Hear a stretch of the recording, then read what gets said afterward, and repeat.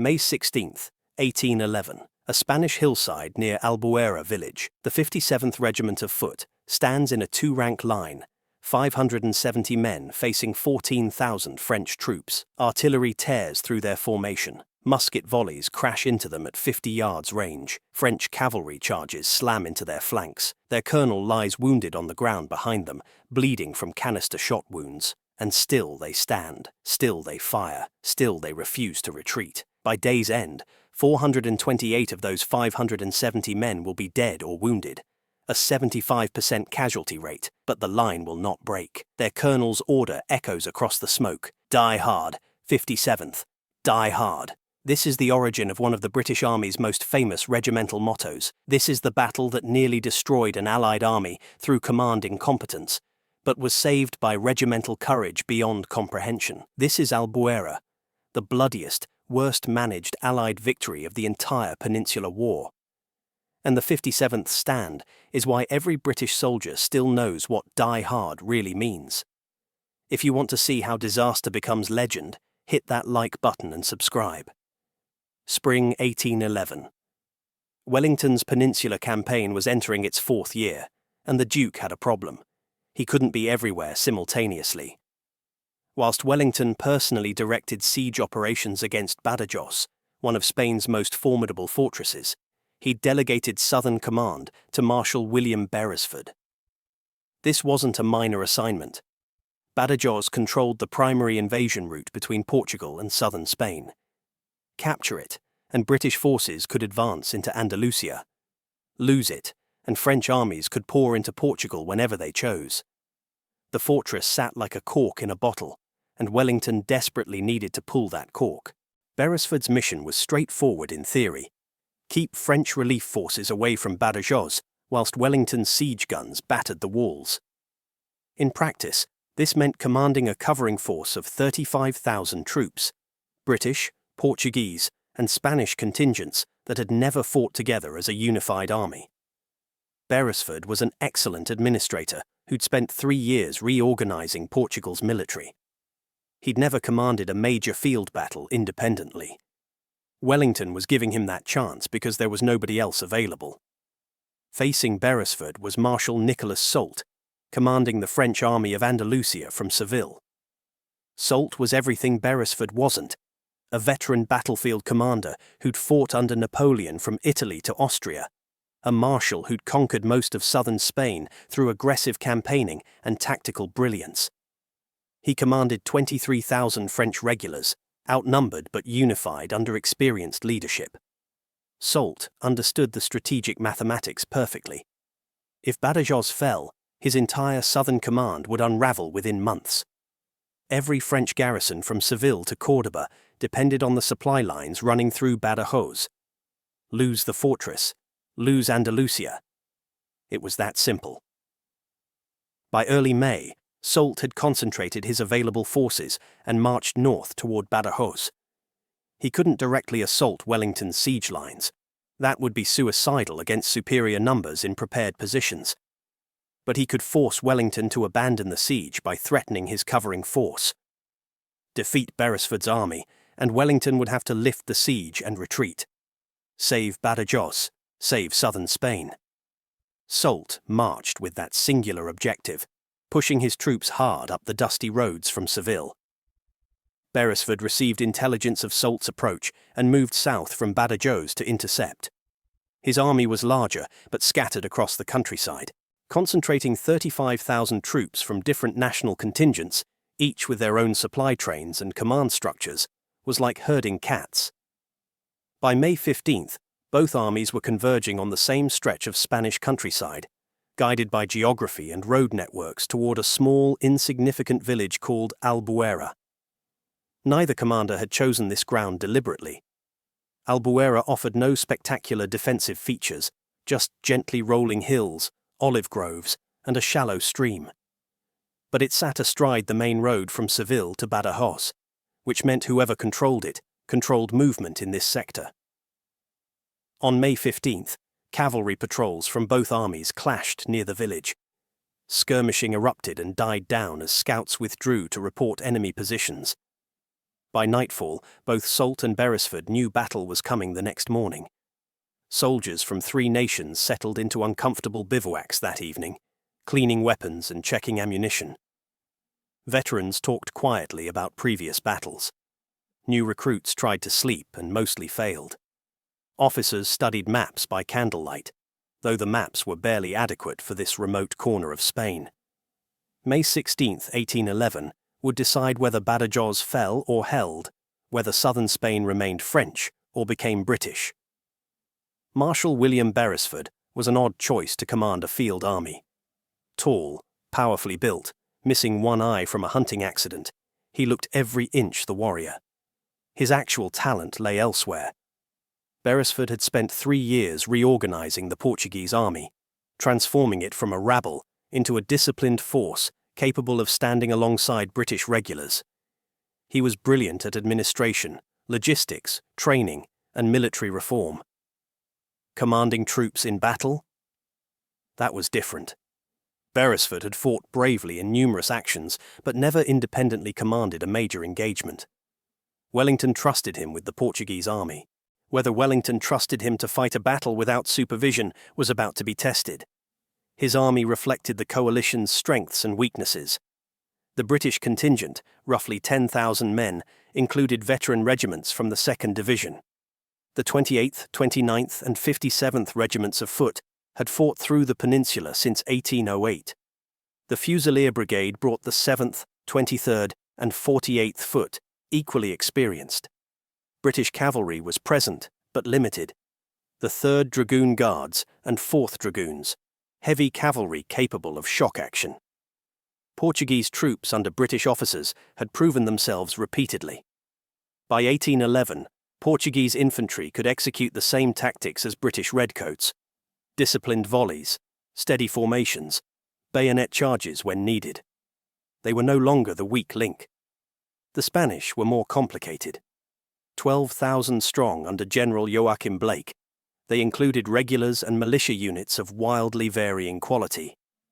Some Spanish regiments had fought the French for 3 years and were tough, experienced soldiers. Others were recent levies with minimal training. Spanish officers ranged from competent professionals to political appointees with more rank than skill. Equipment was a constant problem: outdated muskets, insufficient ammunition, irregular supply. But Spanish soldiers were fighting for their homeland against foreign invaders. Their courage was never in question. Their effectiveness depended entirely on leadership and circumstances. Facing them was Marshal Nicolas Jean de Dieu Soult, 52 years old, veteran of Revolutionary and Napoleonic wars across Europe.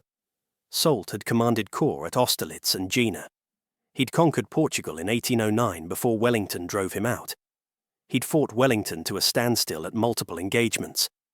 Napoleon valued him enough to give him independent command of the entire southern theatre. Soult was aggressive, tactically clever, and utterly ruthless. His 23,000 troops were French regulars who'd marched from Germany to Spain, fighting and winning across a continent. The ground near Albuera offered both commanders options. A low ridge ran roughly north-south, with Albuera village sitting at its northern end. Gentle slopes descended eastward toward a stream. Olive groves dotted the landscape, providing some cover, but not enough to hide large troop movements. The roads, poor dirt tracks by British standards, converged at Albuera, which gave the village tactical importance beyond its tiny size. Control the village, control the crossroads. Control the crossroads, control movement across this entire sector. Weather on May 16th started clear, unusual for spring. Soldiers could see across the battlefield, which meant commanders could observe deployments and movements. That clarity wouldn't last. By midday, gun smoke would reduce visibility to yards. But at dawn, when both armies roused and began forming battle lines, everyone could see what was coming. What was coming would be worse than anyone imagined. Dawn, May 16th. Beresford deployed his 35,000 troops facing south, expecting Soult to attack frontally up the main road from that direction. His deployment seemed logical, based on where French campfires had been spotted the previous night. Spanish General Blake's 12,000 troops anchored the Allied right wing, positioned on rising ground south of Albuera village. Portuguese brigades held the centre. British regiments occupied the left wing, with Albuera village itself garrisoned and fortified. Beresford's cavalry screened the flanks. Artillery was positioned to cover approaches. On paper, it was a solid defensive line covering nearly 2 miles of front. Soult had no intention of obliging Beresford with a predictable frontal assault.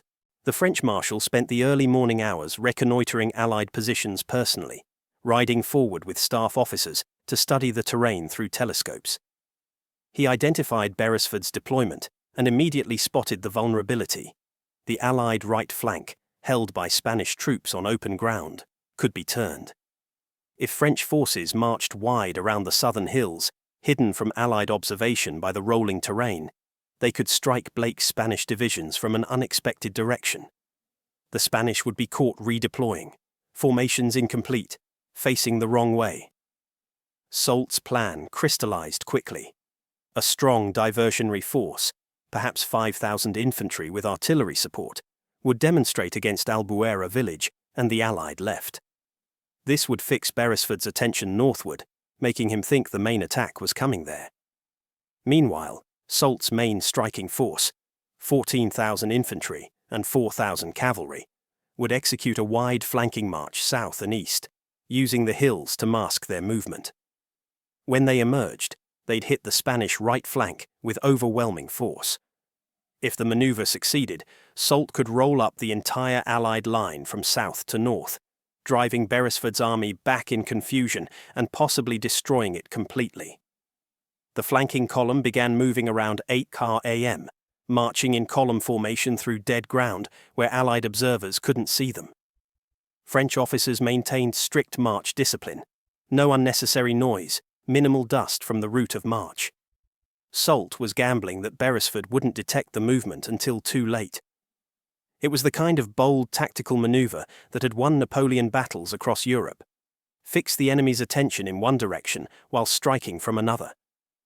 By 9 a.m., Beresford was receiving confusing reports. His cavalry scouts reported French troops moving south, but also French forces approaching Albuera village from the expected direction. Which was the main attack?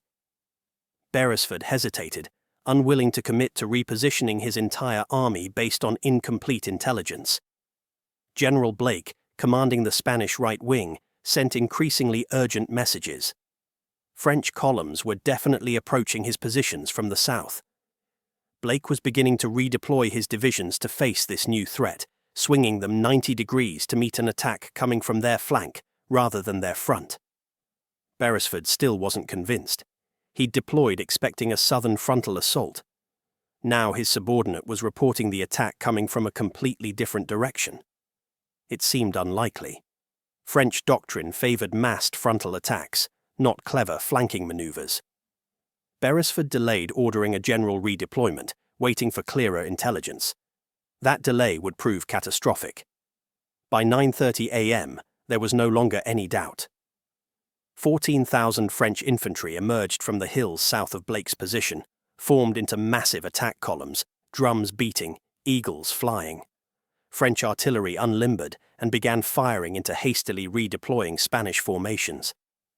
Blake's divisions were caught in the worst possible situation, changing facing whilst under artillery bombardment, formations incomplete, officers shouting contradictory orders in the confusion. Behind the French infantry came 4,000 cavalry, lancers, hussars, dragoons, ready to exploit any breakthrough. Soult's flanking maneuver had worked perfectly. Blake's Spanish troops were about to receive the full weight of France's finest assault, and they weren't ready. The disaster was beginning. 10 o'clock. French artillery opened with methodical precision, batteries of 8-pound guns firing solid shot into Spanish formations, still attempting to wheel into line. Cannonballs tore through ranks, each impact killing or maiming multiple soldiers as iron smashed through flesh and bone. Spanish troops tried to maintain formation whilst shells exploded overhead, showering them with shrapnel. Officers screamed orders, but the noise, artillery, drums, 14,000 French infantry marching forward shouting, drowned out everything. Blake's divisions were deploying piecemeal, some battalions in line, others still in column, none properly positioned to receive the assault bearing down on them. The French infantry columns crashed forward. 14,000 men organized into division-sized formations, each column a dense mass of troops 50 men wide and dozens of ranks deep. French tactical doctrine relied on these columns. They couldn't match British linear firepower, but their psychological impact was overwhelming. Thousands of men advancing in lockstep, drums thundering, officers at the front waving swords, the tricolour eagles visible above the mass. Spanish troops opened fire, musket volleys crashing out, but they were shooting uphill at moving targets whilst their own formations remained disorganized. Some Spanish units fought magnificently.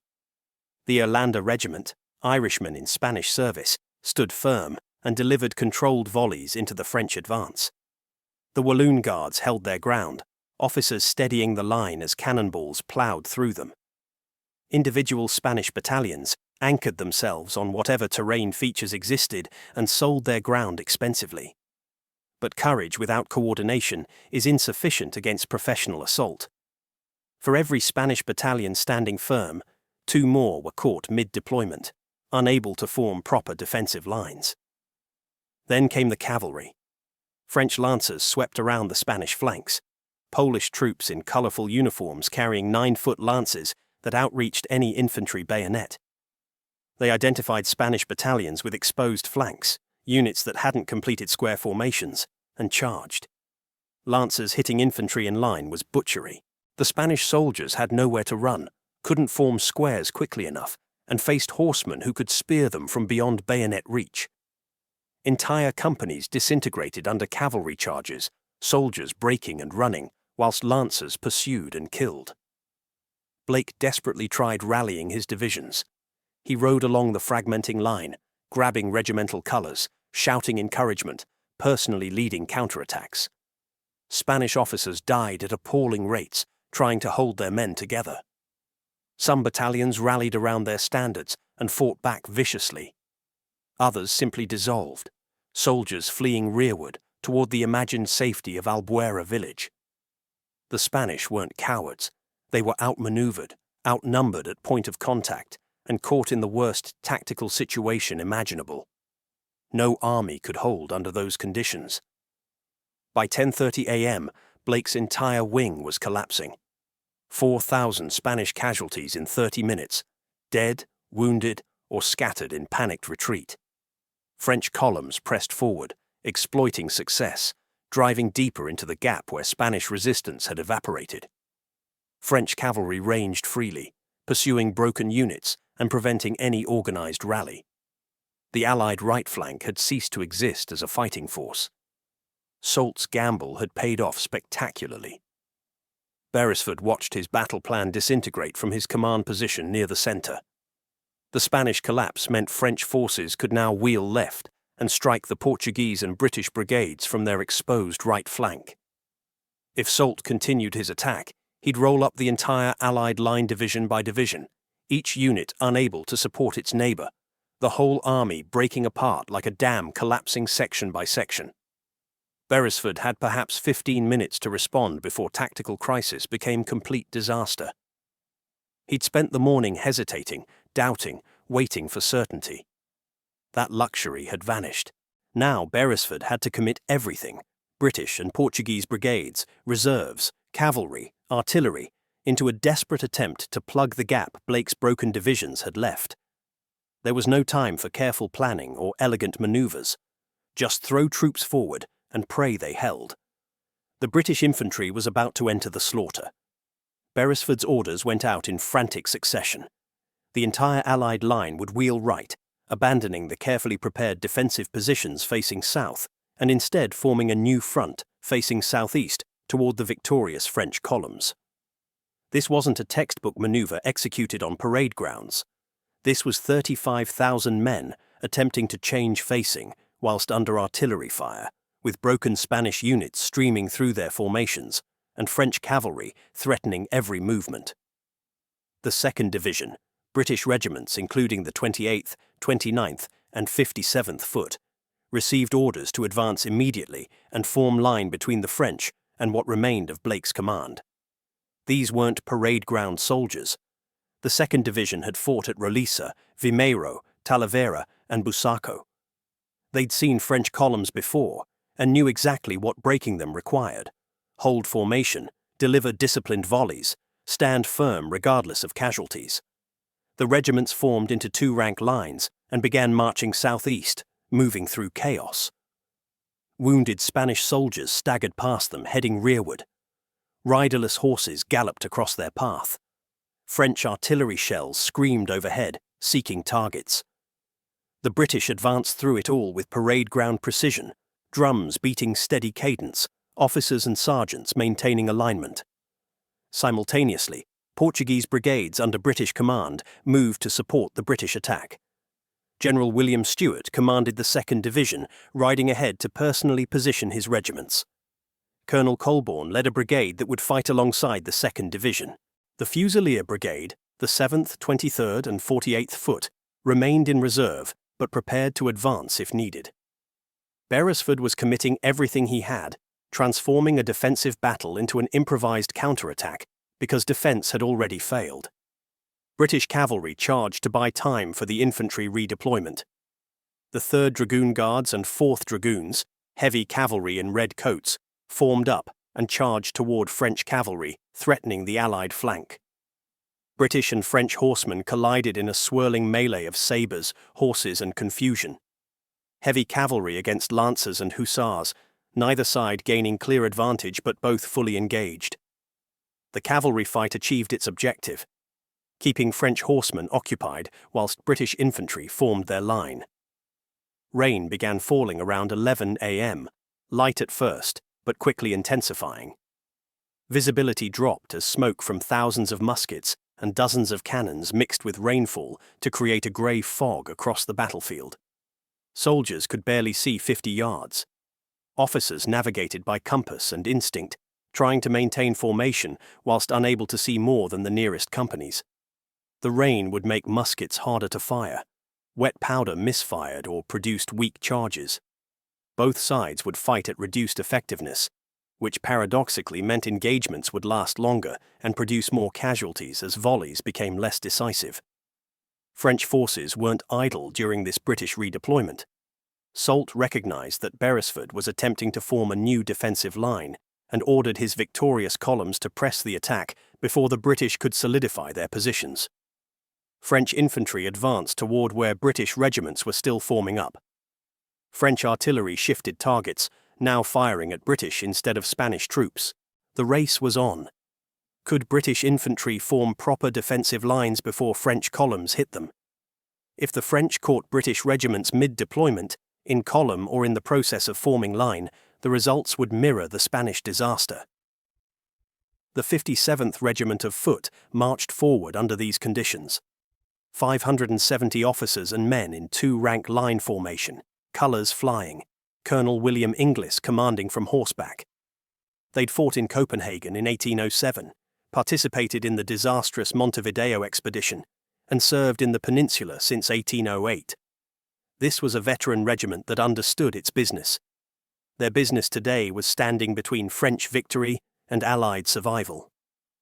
They advanced through smoke and rain toward the sound of drums and guns, toward positions they couldn't yet see, to fight an enemy whose exact location remained uncertain until musket range. It was what British infantry did. It was what the 57th had done dozens of times before. But nothing they'd experienced had prepared them for what was coming next. The 57th Regiment advanced through deteriorating visibility, rain streaming down faces, soaking wool uniforms, until they weighed twice their normal load. Lieutenant Colonel William Inglis rode at the front, guiding his regiment toward the French positions by sound and instinct more than sight. The regiment had deployed into line formation, 2 ranks of soldiers stretching roughly 300 yards wide, officers and sergeants maintaining spacing, colours in the centre serving as visual rallying point. This was British infantry doctrine perfected: maximum frontage to deliver maximum musket fire, disciplined ranks that could sustain volleys indefinitely if properly led.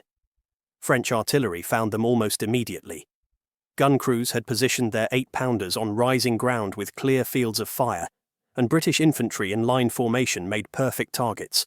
The first round shot screamed through the 57th's ranks at waist height, a 6-pound iron ball moving faster than sound. It took off one soldier's leg, smashed through another's torso, and embedded itself in a third man before stopping. The formation closed ranks automatically, men stepping sideways to fill gaps, maintaining the line's integrity. More shots followed. Artillery crews could fire roughly 2 rounds per minute with trained efficiency. Every shot that hit the line killed or maimed multiple soldiers. Then came canister. At ranges under 300 yards, artillery switched from solid shot to canister rounds, tin cans filled with musket balls that turned cannons into gigantic shotguns. Each canister held dozens of balls that spread in a cone of metal. One canister round could kill or wound 20 men if it hit dense formations. French gunners fired canister into the advancing British line with methodical precision. Soldiers fell in groups. The 57th kept advancing, stepping over fallen comrades, closing ranks, maintaining formation. This was the terrible arithmetic of Napoleonic warfare. You advanced into fire because stopping meant dying anyway, and only forward movement led to victory. At 200 yards, the French columns became visible through the smoke and rain. Massive formations of infantry, thousands of men in dense blocks, drums still beating despite the weather. The 57th could see their targets now. So could the French. Both sides prepared to fire. The distance closed. 150 yards. 100 yards. Officers on both sides judged ranges, calculating when to give the order.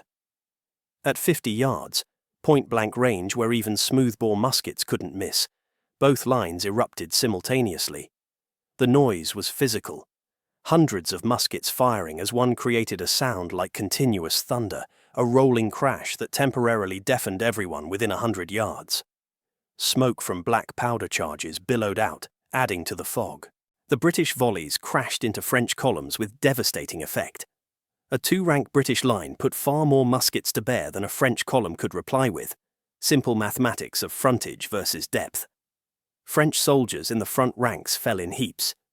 But the columns were deep, 50 or 60 ranks, and the rear ranks pushed forward over their fallen comrades. French return fire was less organized, but no less deadly. Columns couldn't deliver the disciplined volleys British lines could, but thousands of muskets firing even raggedly killed with brutal efficiency. The 57th's front ranks staggered as musket balls struck home. Men fell clutching wounds, or simply dropped without sound. The rear ranks stepped forward to maintain the line. Sergeants screamed orders. "Reload! Present! Fire!" The drill every British soldier knew from endless repetition. The volleys continued. Then Colonel Inglis went down. A French canister round struck him, multiple musket balls hitting simultaneously, shattering his sword, tearing into his chest and shoulder. He fell from his horse, bleeding heavily, clearly grievously wounded. Officers rushed to evacuate him to field hospitals behind the line. Inglis refused. He ordered soldiers to prop him against the ground where he could still see his regiment. And from that position, bleeding in excruciating pain, he gave the order that would echo through British military history. "Die hard, 57th. Die hard." The regiment obeyed. The 57th stood locked in a firefight that defied human endurance. 50 yards separated British line from French column, close enough to see faces through the smoke, close enough to watch men fall when volleys struck. Both sides maintained fire at maximum sustainable rate. A trained British soldier could fire 3 rounds per minute under ideal conditions. These weren't ideal conditions. Rain fouled powder, making some charges misfire or burn weakly. Smoke obscured targets. Musket barrels grew hot enough to burn hands. But the 57th kept firing because stopping meant the French would advance unchecked, and French columns breaking through meant the entire Allied line would collapse. The Brown Bess musket, Britain's standard infantry weapon, was legendarily inaccurate at range, but devastating in massed volleys at close quarters. Each musket fired a 3/4-inch lead ball weighing roughly 1 ounce. At 50 yards, that ball would punch through a man and potentially hit whoever stood behind him. The 57th's volleys weren't aimed shots. Smoothbore muskets couldn't achieve accuracy, but area fire. Point the line at the enemy mass and fire. Enough balls would hit to make the volley effective. The French columns received these volleys on their narrow frontage, every ball finding targets in the dense formations. French infantry tried to deploy from column into line to match British firepower, but deployment under fire was nearly impossible. Soldiers attempting to spread out into extended formations while under continuous musket fire simply created more casualties. Most French units stayed in column, accepting their disadvantage in firepower whilst hoping sheer mass and pressure would eventually break British resistance. Officers pushed forward, drummers kept beating cadence, and the columns pressed closer, trading casualties for ground. Casualties mounted horrifically on both sides. Every British volley dropped dozens of Frenchmen. Every French return fire killed or wounded British soldiers who had nowhere to take cover. The 57th's ranks thinned visibly. Companies that had begun the engagement with 80 men were down to 50, then 40. Officers fell at appalling rates. They stood in front of their companies, highly visible targets in their distinctive uniforms. When captains died, lieutenants took command. When lieutenants fell, sergeants stepped up. When sergeants were killed, corporals led what remained of their sections. The smoke became so thick that soldiers on both sides fired at muzzle flashes rather than visible targets. Orange bursts of flame in the grey fog marked enemy positions. Reload, aim at the flashes, fire, reload again. The mechanical repetition was all that kept soldiers functioning through the chaos. Training drilled into muscle memory over thousands of parade ground repetitions meant men could load and fire almost without conscious thought, even while exhausted, deafened, and terrified. Ammunition began running low. Each British infantryman carried 60 rounds in his cartridge box at the start of battle. After 30 minutes of sustained fire at 3 rounds per minute, those 60 rounds were depleted. Soldiers took cartridge boxes from dead and wounded comrades, scavenging ammunition to keep firing. Some French musket cartridges fit British weapons well enough to use. Anything to maintain the volleys, because the moment British fire slackened, French columns would surge forward. Behind the regiment, Colonel Inglis remained propped against the ground, watching his men die. He was losing blood rapidly from multiple wounds, but refused evacuation. Officers pleaded with him to go to the surgeons. He wouldn't leave. His presence, a wounded colonel still commanding from the ground, steadied soldiers who might otherwise have broken under the strain. If their colonel could lie bleeding and still give orders, they could stand and fire. Die hard wasn't just an exhortation. It was a literal description of what the regiment was doing. Neighbouring British regiments were suffering equally catastrophic casualties. Colborne's brigade to the 57th's right was taking the same punishment. The 3rd Foot, the Buffs, lost men in heaps. Every British regiment in the line was locked in identical, desperate firefights. The difference between survival and annihilation was which side's discipline broke first. The 57th's discipline didn't break. They'd lost half their strength, 285 men down from 570. They stood in line and kept firing. Then French cavalry appeared through the smoke, and everything became worse. French cavalry emerging from smoke and rain at full gallop is a nightmare British infantry trained extensively to counter. The standard response was forming square. 4 ranks of soldiers facing outward in a hollow rectangle, presenting bayonets on all sides whilst interior ranks fired outward. Cavalry couldn't break a properly formed square because horses wouldn't charge into a wall of bayonets. But the 57th wasn't in square. They were in line, already engaged in a firefight with French infantry directly to their front. Forming square required disengaging, reforming, and exposing their backs to the enemy infantry they'd been fighting. That wasn't an option. Polish lancers led the charge. Cavalry in the French service wearing distinctive uniforms and carrying 9-foot ash lances tipped with steel points. These lances gave them devastating reach advantage over infantry bayonets, which extended only 18 inches beyond a musket's muzzle. A lancer could spear a soldier from well outside bayonet range, then wheel away before infantry could retaliate. British infantry in line formation against lancers faced a tactical nightmare. They couldn't form squares, couldn't outreach the lances, and couldn't maneuver whilst maintaining their firefight. The cavalry hit the British line like a storm. Lancers rode directly into the 57th's formation, horses crashing through the ranks, lances stabbing downward at soldiers who had no defence except muskets and bayonets. Some British troops fired directly into charging horses, killing mounts and throwing riders. Others desperately jabbed upward with bayonets, trying to unseat lancers before being speared. The formation fragmented into individual struggles: cavalrymen versus infantrymen, horse versus man, lance versus bayonet. The 57th didn't break. Sections of the line held together, soldiers forming impromptu groups that presented multiple bayonets to discourage cavalry. Officers and sergeants rallied men around the regimental colours. Where formations held, infantry could deliver point-blank musket fire into cavalry at ranges where even smoothbore muskets couldn't miss. Lancers and horses fell, creating obstacles that disrupted follow-on charges. The British infantry were dying, but they were making the cavalry pay for every yard. French hussars followed the lancers, light cavalry with curved sabres, less reach than lances, but greater maneuverability. They exploited gaps the lancers had created, riding through breaks in the British line and sabering isolated soldiers. The battlefield became a confused melee where organised combat dissolved into hundreds of individual fights. British infantry in small groups versus French cavalry in small groups, neither side able to coordinate, but both fully committed to killing the other. British heavy cavalry countercharged. The 3rd Dragoon Guards and 4th Dragoons, men on massive horses carrying heavy straight swords designed for shock combat, saw British infantry being overrun and charged to intervene. Heavy cavalry versus light cavalry and lancers, the British advantage in weight and shock impact versus French advantage in numbers and maneuverability. The cavalry melee sprawled across the British infantry positions, horsemen from both sides fighting whilst British foot soldiers tried to avoid being trampled.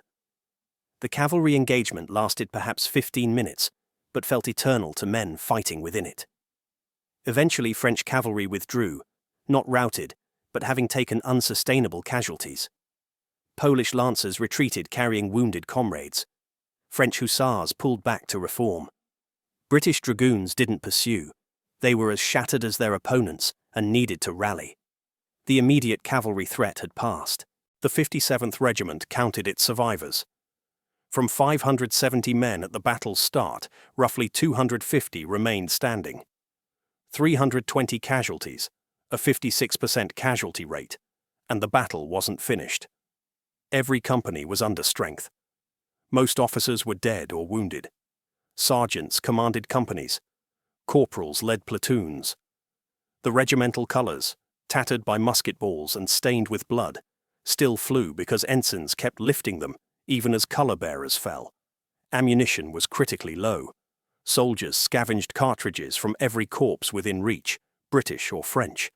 Some men were down to their last few rounds. If the French attacked again in strength, the 57th would fire until their ammunition was exhausted, then fight with bayonets until they were overwhelmed or the enemy withdrew. Colonel Inglis still lived, still conscious, still commanding from the ground. His die-hard order had become prophecy. The regiment had died hard. Half its strength was casualties. But the line still stood, facing the French, refusing to yield the ground. And the battle still wasn't over. Beresford watched the desperate fighting from his command position and understood that holding wasn't enough. The British and Portuguese regiments had stopped Soult's advance and prevented complete Allied collapse, but they'd paid appalling prices. The 57th, the 29th, the Buffs, every regiment in the line was shattered. If Beresford simply waited, the French would reorganize and attack again, and there weren't enough Allied soldiers left to hold another assault. The only option was counterattacking whilst French forces were still recovering from their own losses. attack, break French cohesion, and force Soult to withdraw before he could mount another coordinated push. The Fusilier Brigade had been held in reserve throughout the morning's carnage. 3 regiments, the 7th Royal Fusiliers, the 23rd Royal Welsh Fusiliers, and the 48th Northamptonshire Regiment, totaling 1,800 relatively fresh troops. They'd watched their comrades being destroyed for 2 hours. Now came their turn. Beresford's order was direct: advance, engage the French infantry, and drive them back. The Fusilier Brigade formed up and began moving forward through the wreckage of the morning's fighting. They marched through hell to reach the French. The ground between British and French lines was carpeted with casualties: British, Portuguese, Spanish, and French soldiers lying dead or wounded, sometimes in layers where multiple attacks had swept the same ground. Artillery shells still fell randomly. Smoke reduced visibility to yards. Rain continued falling, turning the earth to mud that sucked at boots. The Fusiliers advanced through all of it in parade ground formation, colours flying, drums beating, officers maintaining alignment as though this were peacetime manoeuvres rather than walking into point-blank musket fire. French forces saw them coming. Soult's infantry had suffered heavily but remained organised and dangerous. Artillery crews shifted targets to the advancing Fusiliers. Canister rounds tore into the neat formations, each discharge killing a dozen men. The Fusiliers closed ranks and kept advancing. French infantry, still in their dense columns, prepared to receive the attack. Officers steadied their men. Veterans checked their muskets. This would be decided by which side could deliver more devastating fire in the critical moment when the forces collided. At 80 yards, the French opened fire. Thousands of muskets discharging raggedly, not disciplined volleys, but overwhelming volume. The Fusilier Brigade's front rank disappeared into the smoke and didn't emerge. Dozens fell. Gaps appeared in the line. The second rank stepped forward to fill those gaps and kept advancing. 70 yards, 60 yards. British officers held fire, waiting for the range to close, waiting until their own volleys would achieve maximum effect. 40 yards. The order came down the British line. Present.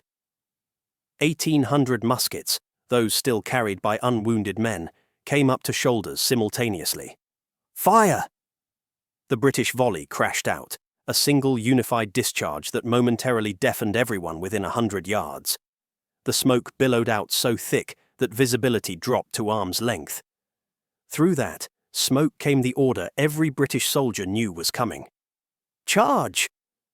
The Fusiliers surged forward with bayonets levelled, screaming, running the final yards into the French columns. Bayonet fighting is brutal and intimate.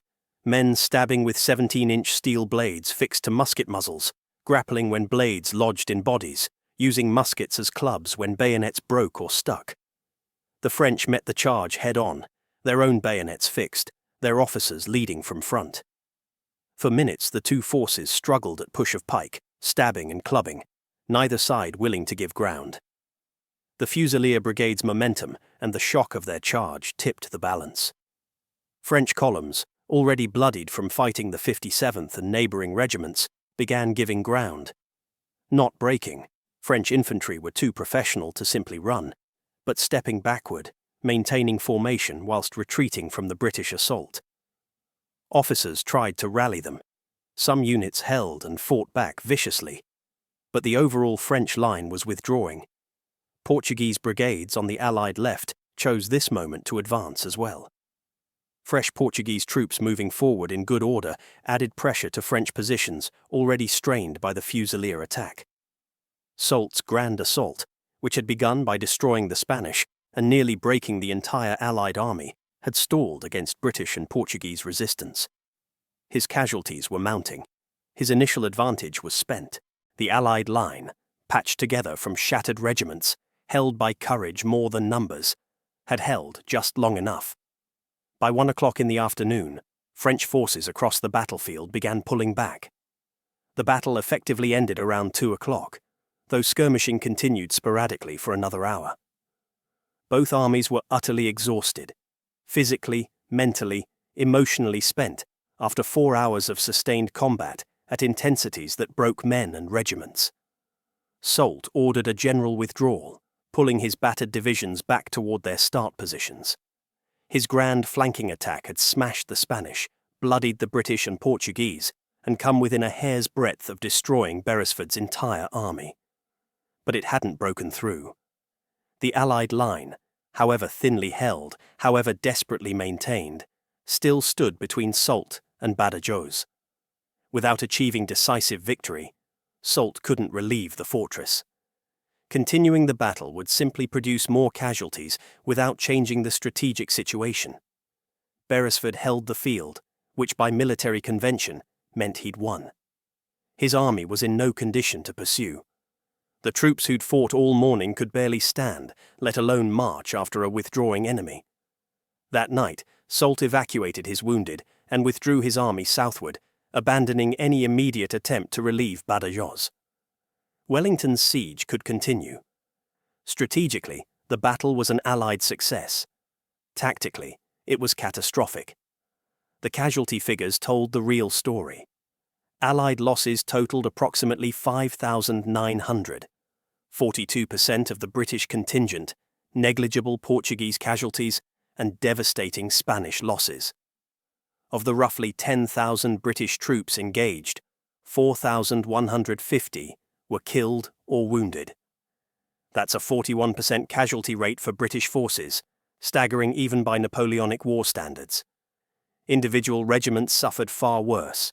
The 57th Regiment of Foot counted 428 casualties from 570 men, a 75% casualty rate that was among the highest any British regiment sustained in a single battle during the entire Peninsular War.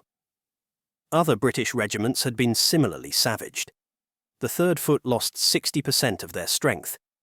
The 48th Foot, one of the Fusilier regiments that had charged in the afternoon, lost 58%. The 29th Foot lost 54%. Nearly every British regiment that engaged suffered casualties exceeding 50%. Of the 57th's 20 officers, 17 were killed or wounded. The regiment's leadership was decimated. Companies were commanded by the most senior surviving sergeant. In some cases, corporals led platoons because no sergeants remained. Spanish casualties exceeded 1,300, though precise figures were difficult to determine given how many units had scattered during the morning collapse. Some Spanish soldiers had fled miles from the battlefield and only returned days later. Others were counted as missing, but turned up wounded in field hospitals. Blake's divisions had been shattered as fighting forces and would require months to rebuild. French casualties were estimated between 7,000 and 8,000, though Soult's official reports claimed lower figures. French doctrine emphasized glory and victory, not admitting devastating losses. But the battlefield evidence, the number of French dead left behind when Soult withdrew, suggested casualties at least matching Allied losses. Neither side could afford victories like this. Wellington received Beresford's dispatch describing the battle and reportedly stated, "This won't do. It will drive the people in England mad. Write me down a victory." The comment, possibly apocryphal but certainly in character, reflected Wellington's understanding that Albuera was a Pyrrhic victory at best. Yes, Soult had been repulsed. Yes, the siege of Badajoz could continue. But the cost was appalling, and the battle had been won not through superior generalship, but through regimental courage compensating for command failures. Beresford's tactical errors were obvious in hindsight. He'd deployed facing the wrong direction and been slow to recognize Soult's flanking maneuver. He'd allowed the Spanish to be caught unprepared.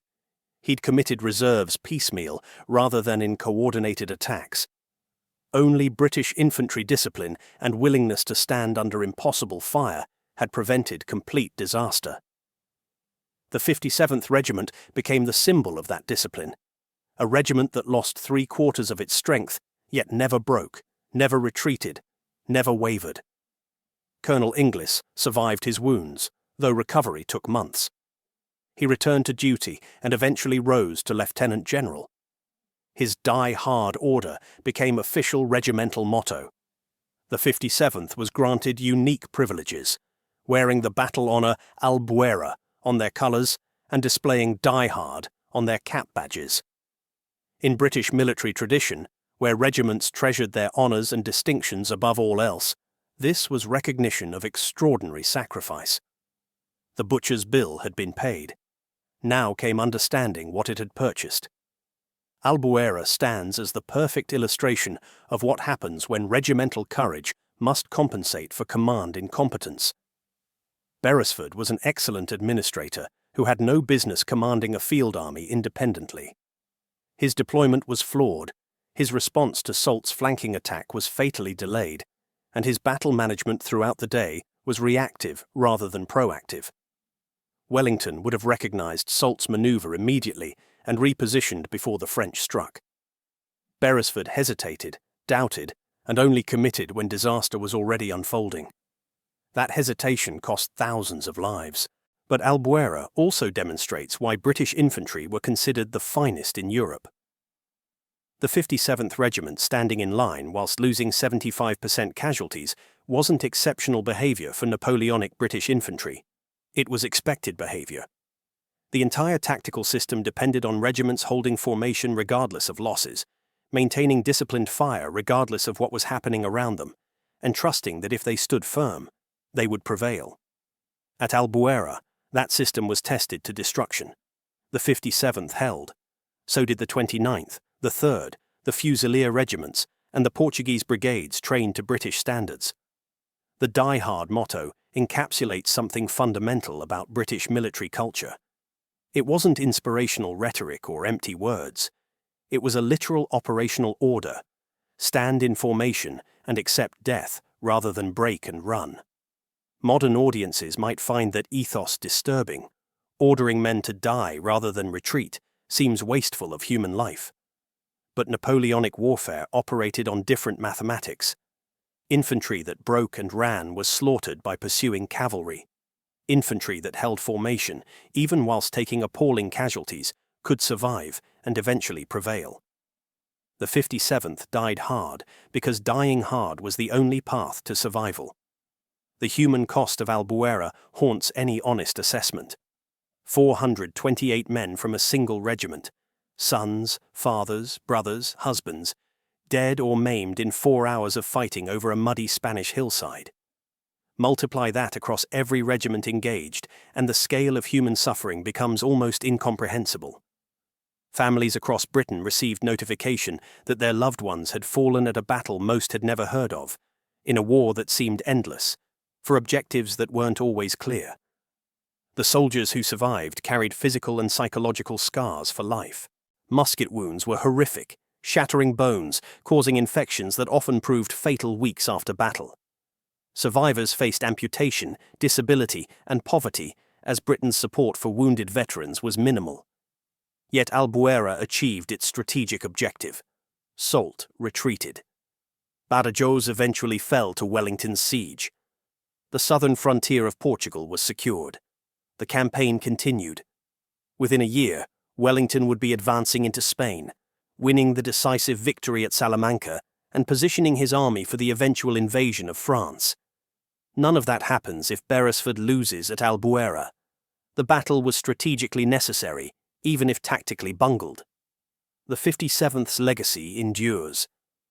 Every successor regiment to the diehards, through mergers and reorganisations up to the modern Princess of Wales's Royal Regiment, maintains the die-hard tradition. It's taught to new recruits as an example of regimental courage and steadfastness. Military historians study Albuera as a case study in both tactical failure and tactical recovery.